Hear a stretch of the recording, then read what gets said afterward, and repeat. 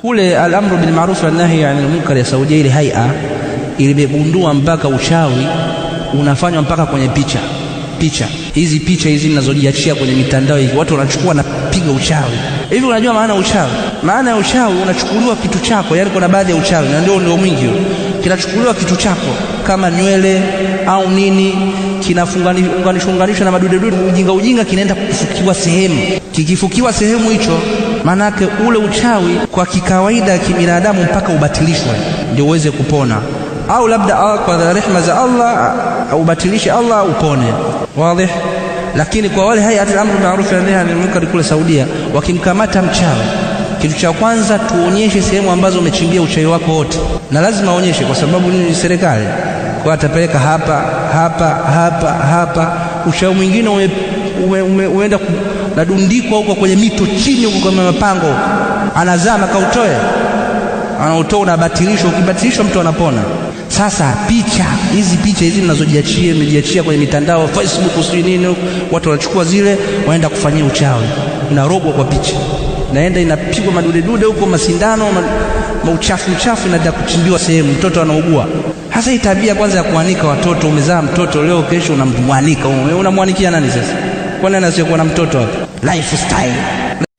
Vipi kwa walinganizi ambao hupiga picha kisha wakasema ni dharura ya kidawa? Ili swali lilikuwa liulizwe hao wanaopiga picha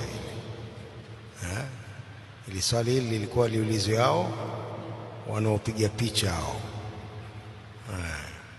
Lakini si hoja hiyo si dalili kwamba wanapiga picha kwa sababu ya dawa, kwa sababu dawa inawafikia watu hata bila mapicha. Dawa watu wanaisikiliza kama wanavyosikiliza taarifa za habari katika redio, na ndio dawa wanavyosikiliza kwa masikio.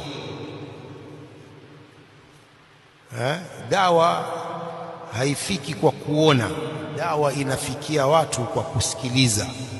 Kwa hiyo hao walengwa wanasikia dawa kwa masikio yao, si lazima kuona sura ya yule mzungumzaji ana ndevu nyekundu au nyeusi au nyeupe. Hakuna dharura hiyo. Mzungumzaji kavaa kofia kubwa au kavaa kofia shilingi 50,000 au shilingi 100 kama yangu, unaelewa? Si dharura hiyo.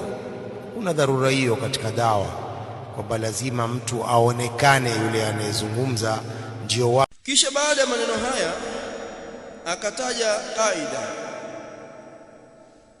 ya kiusuli, akiwa anayakosoa maneno yangu ambayo nimesema kwamba Allah wangu, nimesema sikumbuki ni wapi nimesema hawa maulama wamekhalifu nasi, kwa sababu siku tulichofanya ni kueleza kwamba Sheikh Ibn Uthaymeen ana fatwa yake hii ya kwanza na fatwa yake ya mwisho ambayo anasema taswiri na aina zake zote ni muharram illa za dharura, lakini tanazzulan ma'u. Nimesema kwamba fatwa za ulama zinazoruhusu taswiri hazina dalili, lakini fatawa za wanaoharamisha taswiri zina adilla. Fatawa za wale ambao zinahalalisha taswiri na kuruhusu taswiri zimekhalifu nasi. Akasema kwanza tunataka tutambue nasi maana yake ni nini. Akaeleza nasi inda al-usuliyin huwa ma la yahtamilu illa ma'nan wahid. Nasi kwa wana usuli fiqh ni kile ambacho hakibebi isipokuwa maana moja tu. Yani kwa mfano unaposema 15 maana yake si 16, maana yake si 16. Unaposema 5 maana yake si 6. Unaposema Zaid maana yake si Ali. Kwa wana usuli fiqh inaitwa nasi hiyo. Japokuwa yeye hakufafanua vile, lakini nawaambia vile muelewe. Sasa wana usuli wanaposema maneno haya wanamaanisha kwamba si lazima iwe nasi kwa maana ni dalili ya aya au hadithi. Wao wanamaanisha nasi ni maneno ambayo yanaainisha kitu fulani tu, hakiingii kitu kingine. Lakini pia hili yeye ameghafilika na kulitambua hili, hakulifafanua hili, kwa sababu alikuwa anajikalifisha tu, almuhimu tu apindue masala haya, akaingia huko kwenye kufafanua masala ya nasi ni nini kwanza. Kwa hiyo anataka kunifahamisha, sema sio tunataka tuelimishane, kwa maana sana nielimishe mimi. Akaeleza maneno hayo. Sasa dhamira yake ukitizama kwenye maneno haya huwezi kujua anadhamiria nini, lakini mimi namdhania kwamba anadhamiria labda masala ya taswir. Masala ya taswir, nasi iliyokuja imekusudia taswiri za mujassam na annahti, imekusudia taswiri za kuchonga na kuchora peke yake. Yeye anamaanisha nataka kuingia huko, namdhania hivyo kheri, huenda amemaanisha hivyo. Japokuwa ukisikiliza pale unapata tabu kumuelewa, kwa sababu alikuwa anajikalifisha. Lakini wacha niseme hivi,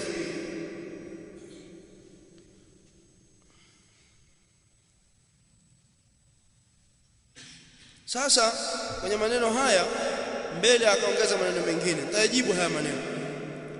Akajikalifisha akasema hivi, je, unaweza kuthibitisha Sheikh Ibn Uthaymeen na Al-Wahaidan wamekhalifu mansusi, wamekhalifu kilichotajwa? Kwa maana je, wamekhalifu ile nas, ile dalili? Maana yake yeye anamaanisha nas kwa kutaja kaida ya kiusuli, anamaanisha dalili ya sunna.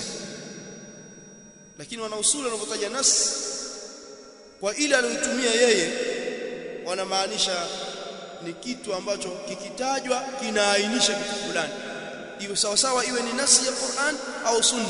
Ikiwa ni nasi ya Qur'an na sunna, huwa inaainishwa. Nas ya Qur'ani, nas ya sunna, lazima iainishwe hivyo. Unaelewana jamaa? Lakini ikiwa ni wamesema tu nas, yanaweza kawa ni maneno, yanaweza kawa ni idadi. Sema wal mansus, kilichotajwa pale ni kitu fulani tu, ma la yahtamilu illa ma'nan wahid, ni kitu ambacho kikitajwa hakibebi maana isipokuwa hii moja. Sasa akasema hivi, je, unaweza kuthibitisha kama Sheikh Ibn Uthaymeen na Al-Wahaidan wamekhalifu mansusi? Yaani kwa maana nasi iliyokuja kuharamisha taswiri imekusudia taswiri ya al-mujassam, masanamu ya kuchonga na za kuchora. Je, unaweza kuthibitisha Sheikh Ibn Uthaymeen na Al-Wahaidan wamehalalisha taswiri hizi? Ndio anachomaanisha yeye. Mimi namnyoshia maneno, namsaidia kunyosha maneno, kwa sababu yeye amejikalifisha. Kwa hizi hadithi hizi hauwezi, yeye anasema hivyo kwa uhakika, kwa sababu madhululi ya nasi ni tahrimi taswiri. Akaendelea kusema hivyo kwa sababu kilichoashiriwa na nasi na dalili na hadithi ni kuharamisha taswiri, kwa maana taswiri za mujassam, taswiri za kuchora. Kwa hizi zingine haziingii. Huwezi kusema kwamba waliohalalisha taswiri za photograph wamekhalifu nasi, hauwezi kusema hivyo, kana kwamba neno taswiri lilotajwa limeainisha sura na taswiri zilizokusudiwa. Umeelewa hapo? Yaani kwa maelezo yake haya ni kama vile hadithi zimeainisha sura zilizokusudiwa au taswiri iliyokusudiwa, kama ni taswiri ya kuchonga na taswiri ya kufanyaje, ya kuchora. Maneno yake yanamaanisha kama vile hadithi zimekuja hivyo. Anaweza akasema labda kwa sababu hizi hazikuwepo kule, sasa kuna faida gani ya kusema kullu musawwirin fi an-nar? Na hadithi ya Aisha tulisoma jana, hadithi ya Ibn Abbas, hadithi ya Jabir, hadithi ya Aisha ya karam msiana na pazia iliyokuwa na sura ndani yake, hadithi ya Ibn Abbas, hadithi ya Jabir, hadithi ya Ibn Abbas kullu musawwirin fi nar, hadithi ya Jabir, Umar radhiyallahu ta'ala anhu aliamrishwa akafute picha zote ambazo zipo kwenye al-Kaaba. Riwaya ikaja alilowanisha kitambaa akaenda akafuta picha zote. Tukaeleza jana kwamba kwa hiyo kwa maana hadithi hii picha ambazo ziko kwenye nguo zinaingia kwenye uharamu, na kuna mudhahat na kuna kufananisha li khalqi ta'ala na uumbaji wa Allah. Kwa hiyo hizi za kutengeneza na vifaa vya kisasa haziingii. Kwa hiyo ikitokea pia masanamu yakatengenezwa kama wanatengeneza sasa hivi kwa kutumia vifaa na kompyuta na mfano wake, hakuna kuchonga ndani yake, hakuna amali ya mtu ndani yake, mapicha kwenye mabango na manguo na mapazia hayaingii kwenye taswiri iliyotajwa katika hadithi. Kwa hiyo neno kullu litakuwa halimaanishi picha zote, kama vile mtu ajaseme wa kullu bid'atin dalala, kila bid'a ni dalala. Sema hizi hazikuwepo kipindi cha mtume, hizi hazijakusudiwa, zilizokusudiwa ni zile ambazo zilikuwepo kipindi cha nani? Cha mtume. Kullu muskirin haram, pombe zote ni haram, kile chenye kulesha ni haram. Hizi za sasa hivi kwenye machupa hizi hazikuwepo, kwa hiyo hizi haziingii. Takuwa hatufanye insafu katika kuamiliana na lugha ambayo ndio udhaifu wenyewe. Ndio maana Sheikh Al-Fawzan Alama Zaid Al-Madkhali na wengine kina Sheikh Abdullah Al-Bukhari, yeye mwenyewe Sheikh bin Baz wanataja maneno makali kwa anayetofautisha picha hizi na zile, wanatofautisha kwamba hizi sizo zile zilizokusudiwa. Kwa hiyo ndio haya maneno yanalazimishiwa sasa.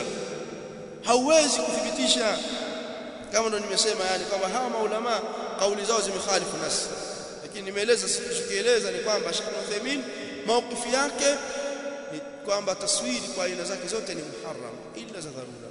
Lakini kama ndo nitasema ndio nilisema hivyo, basi maelezo ndio haya. Sasa majawabu kwenye maneno haya nitajibu kwa wajibu zifuatazo. Wajibu wa kwanza, umeyakosoa au umenielimisha kwenye kufafanua kaida, yani kwamba unataka kuniambia kwanza natakana mimi nijue nasi ni nini. Kujikalifisha hapo kutaka alimuhimu tu upindue masala haya. Nasi inda al-usuliyin, kwa wana usuli al-fiqh, ma la yahtamilu illa ma'nan wahid. Na hapa nimeeleza kwamba lau wakati ule ungeulizwa suala uelezee nini maana maneno haya, na asilimia nyingi kwamba usingeweza kueleza maana yake.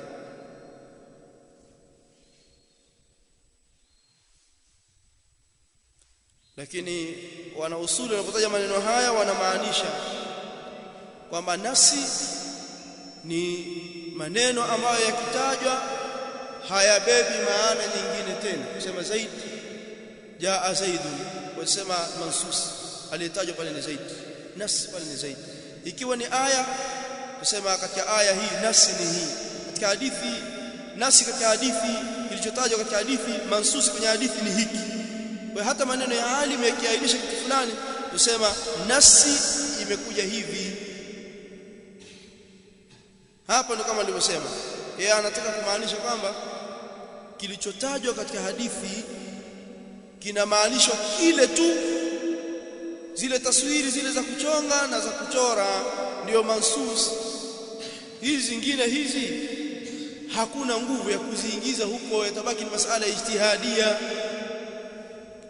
Hizi taswiri hizi za sasa pamoja na kuwa zitaitwa sura, taswiri ni picha, haziingii kwenye hadithi. Anataka kwenda huko.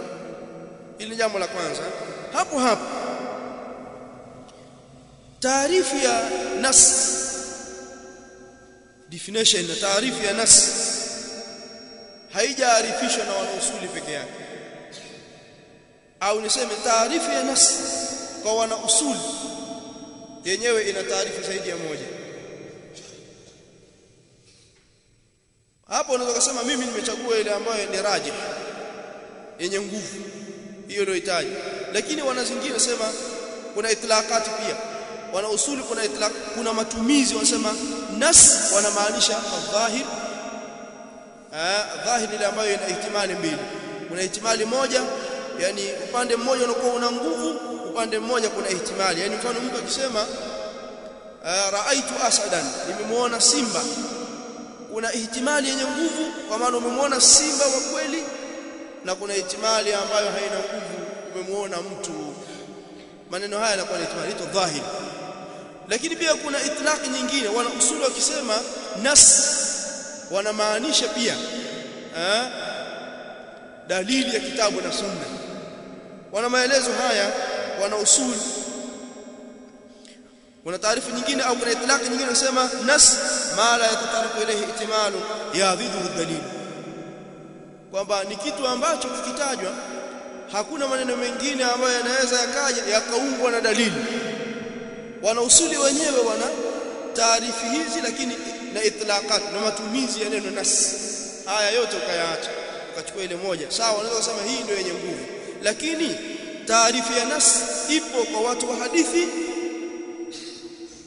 na maana na maelezo yaliokuja, kama vile baadhi yao wasema ni muqabalat adillati al-aqliya, yani kinyume cha dalili za kiakili, dalili za kisheria, qala Allah qala rasul, ndio nas. Ndio maana wakasema la ijtihada ma'a an-nas. Kwa hiyo kwa maana hakuna ijtihadi pamoja na nas. Kauli ya Allah na kauli ya Mtume sallama, wana hadithi wasema hiyo ndio nas, au wanatoa maelezo kwa muradifat, kwa wayuradifuna muradifu zake, wasema sarihul hadith, wasema matni hadithi, au lafdh wadhih, neno la wazi, wanamaanisha hivyo kama nilivyosema. Kama Sheikh Fauzan, Sheikh Fauzan atakuja pia katika upande wa taarifu ya nas inda al-usuliyin, ndio akasema katika fatwa aliyosoma masala ya taswir si ijtihadia, kwa sababu ndani yake kuna nas, kisha akasema la ijtihada ma'a an-nas. Angalia, amesema hivi masala ya taswiri si ijtihadia. Masala ya taswiri si ijtihadia kwa sababu gani? Kwa sababu ndani yake kuna nini? Kuna nas, kisha akasema wala ijtihada ma'a an-nas. Dalili ya kusudia Fauzani hapa ni nini? Hadithi, alafu akasema hakuna ijtihadi pamoja na kuwepo nas. Hivyo hivyo wana fiqh pia, maulama wa fiqh wana taarifu kama alivyoeleza al-Imam al-Haramain al-Juwayni katika al-Waraqat, ameeleza pale nas nini. Na kwenye sharh ya al-Imam al-Khattabi al-Ru'ayni al-Maliki, mwenye sharh ya mwenye kitabu cha Mutammima, ana sharh yake kama Qurratul Ain, kitu kama hicho. Katika sharh yake ameeleza taarifu ya an-nas inda al-fuqaha, kwa mafuqaha, kwa wanafiqhi. Akasema hivi wan-nas inda al-fuqaha yutlaq bimaana ma dalla ala al-hukm min kitabi au sunnati. Taarifu ya nasi kwa wanafiqhi, mafuqaha, wasomi wa fiqhi, ahkamu za kisheria, wanaposema nas wanamaanisha kilichoashiriwa na hukumu ya kitabu au sunna. Kaifa kanat dilalatu, vile itakuwa maashirio yake, nasan kana au dhahiran au muawwalan. Na sisi tuliposema kwamba masala ya taswiri imekuja nasi ndani yake, sisi tu kwenye upande huu inda al-muhaddithin na inda al-fuqaha, au kwa itlaq za wana usul, kwa itlaq za wana usul. Sasa kwa nini wewe umechukua moja tu? Kwa nini umechukua taarifa ya usuliyin ukawaelimisha watu kana kwamba hakuna taarifa za maulama wengine? Kuna kitu ulikuwa unakitafuta. Kwa hivyo hakufanya uadilifu kwenye kutoa taarifa ya nasi. Ungeeleza maelezo kwa uchache kama haya au chini ya hapo au zaidi ya hapo. Alafu akasema haya maneno ambayo nimeyataja hapa kwamba je, unaweza kuthibitisha Sheikh Ibn Uthaymeen al-Luhaidan wamekhalifu mansusi kwa hizi hadithi? Hauwezi kwa uhakika, kwa sababu madhululi ya nasi, kwa sababu maashirio ya nasi anakwenda kule maashirio ya nasi ni tahrimi at-taswir, ni uharamu wa taswir. Akaeleza maelezo haya au mfano wake. Sasa ndio maana nikasema anajikalifisha ndugu yetu wafaqahu Allah ta'ala, kwa sababu maelezo yetu ya kujirudia ni kwamba inapokuja taswiri zinaingia taswiri zote. Kwa hiyo nikija nikisema fulani amekhalifu nasi kwenye masala ya taswiri hizi za kisasa, hauwezi kupindua, kwa sababu lafzi zilizotumika na matamko yaliyotumika ni yenye kuenea mpaka taswiri hizi zinaingia, kwa sababu zinaita taswiri. Wama kana rabbuka nasiya. Kujikalifisha. Alafu kuna maneno mengine akasema, je, unaweza kuthibitisha kwamba Sheikh Ibn Uthaymeen anahalalisha taswiri iliyoharamishwa na Mtume? Je, unaweza kuthibitisha Sheikh Ibn Uthaymeen amehalalisha taswiri aliyoharamisha Mtume? Kwa maana, je, unaweza kuthibitisha Sheikh Ibn Uthaymeen amehalalisha taswiri ya kuchonga na ya kuchora? Ama nikisema kwamba ni hizi za sasa pia zinaingia, au na hizi za sasa zinaingia, ndio asema hizi haziwezi kuingia, hizi haziwezi kuingia, zilizoharamishwa ni zile Sheikh hajahalalisha, ili arudi pale. Kujikalifisha huko ni kujikalifisha. Kisha baada ya hapo akataja hadithi ya Ibn Umar radhiyallahu ta'ala anhu, ambayo nimetaja hapo mwanzo kwamba Mtume sallallahu alaihi wasallam aliwaamrisha masahaba wasisali sala al-asri illa na wao wamefika kwa Bani Quraidha. Lakini ilipoingia wakati wa al-asri wakiwa njiani, baadhi yao walisali na baadhi wakasema sisi tunafuata kauli ya Mtume sallallahu mpaka tufike kule. Akasema hauoni kwamba hapa Mtume sallallahu alaihi wasallam hakuwatolea maneno makali, kwa sababu kwenye masala ya ijtihadia haifai kufanyana inkar. Masala ambayo yasubu fiha al-khilaf inafaa na inaruhusiwa ndani yake khilafu ijtihad, haifai kufanyana inkar. Kwa hiyo akawa anatumia dalili hii ili kusema kwamba masaili ijtihadia, kwa maana athibitisha masala ya taswir ni masaili ijtihadia, kwa hivyo haifai kufanya inkar. Ninachokifanya mimi ni makosa, kama alivyosema hapo nyuma. Umetoa wapi utaratibu huu? Masala umetoa wapi? Unaopeleka wapi watu? Kama alivyosema hapo nyuma. Sasa mtanukuu maneno ya Ibn Abdul Barr alipoitaja hadithi katika Jami Bayani al-Ilmi wa Fadlihi, Dar ibn Jawzi, kitabu changu ni kama ya Dar ibn Jawzi ibn Qahira. Asema kwenye ukurasa wa 280, kwenye ukurasa wa 280 asema alipotaja hadithi nambari 1635, taja kwa isnadi yake, akhbarana Abdullah ibn Muhammad ibn Asad, mpaka alipofika kwa Nafi مولى عبد الله عن عبد الله بن عمر قال قال رسول الله صلى الله عليه وآله وسلم يوم الأحزاب، alisema Mtume sallallahu alaihi wasallam siku ya Ahzab, la yusalli ahadun al-asra, asisali mmoja wenu sala al-asri illa fi Bani Quraidha, isipokuwa naye amefika kwa Bani Quraidha. Fa adrakahum waqtu al-asri fi at-tariq, ukawadiriki wao wakati wa sala ya asri wakiwa njiani.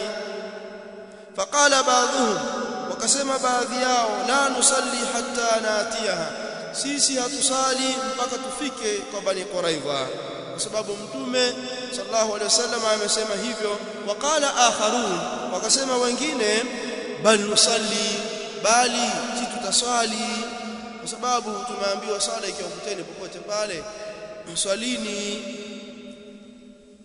Walam yurad minna dhalik, haikukusudiwa kwetu sisi kwamba mpaka tufike kule. Fadhukira dhalika, linabii sallallahu alaihi wasallam, likatajwa hilo tukio kwa mtume sallallahu alaihi wasallam.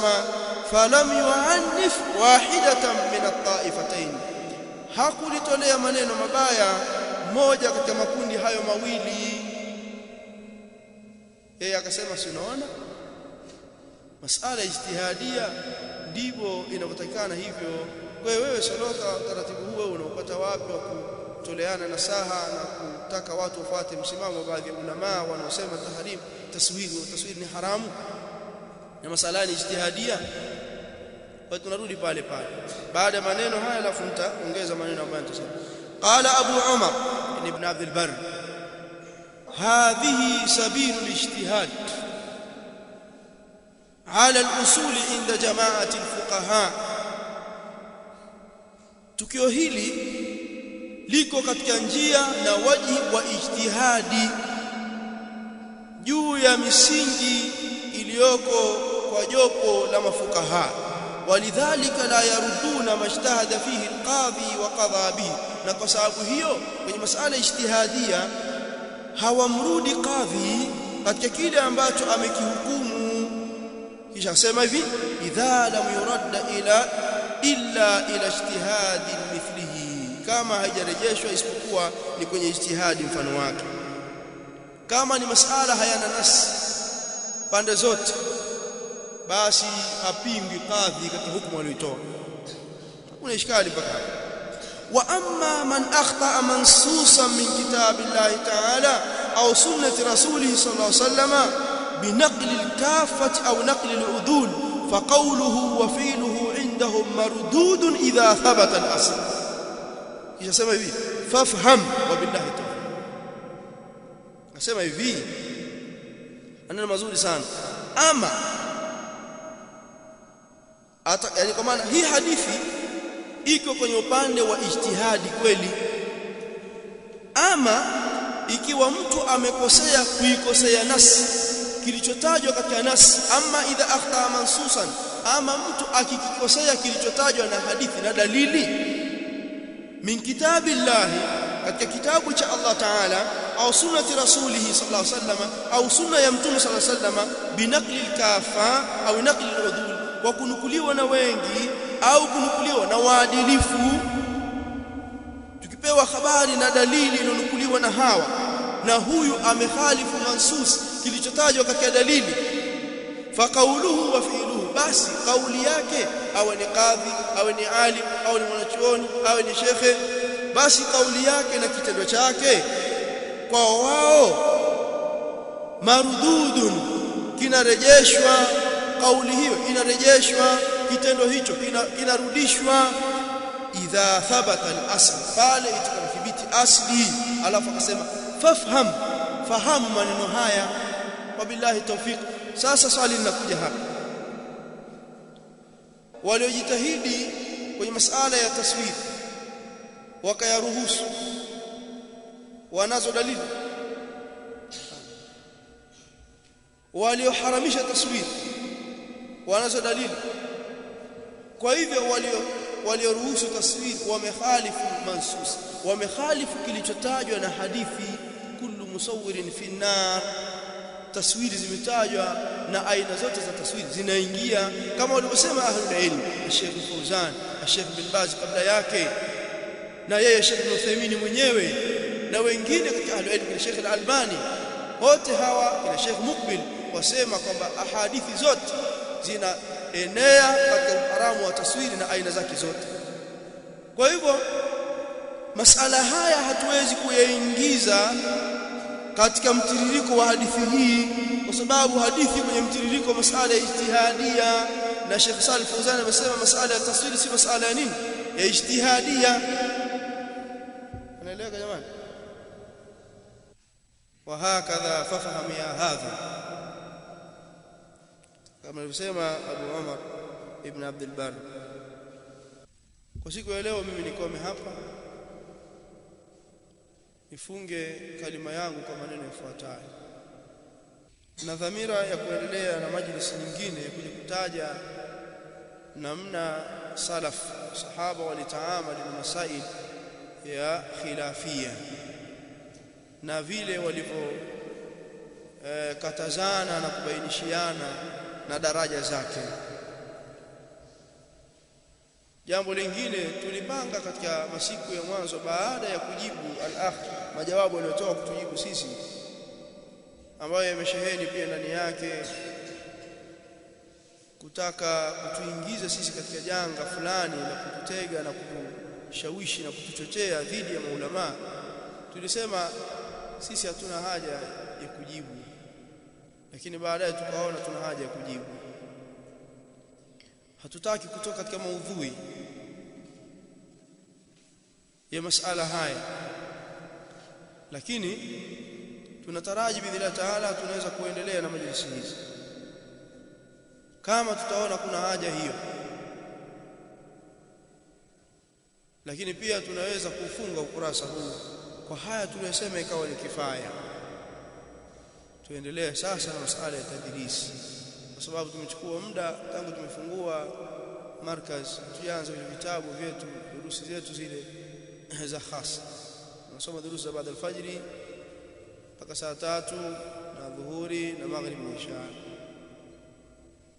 Bado kuna durusi kuanzia saa 4 mpaka saa 6. Bado tuna haja ya kuzianza. Kwa hivyo ikiwa litajitokeza jambo, tutaangalia maslahi ya kuzungumza au kutokuzungumza. Tutaangalia maslahi, nasema hivi kwa upana wake. Tutaangalia maslahi,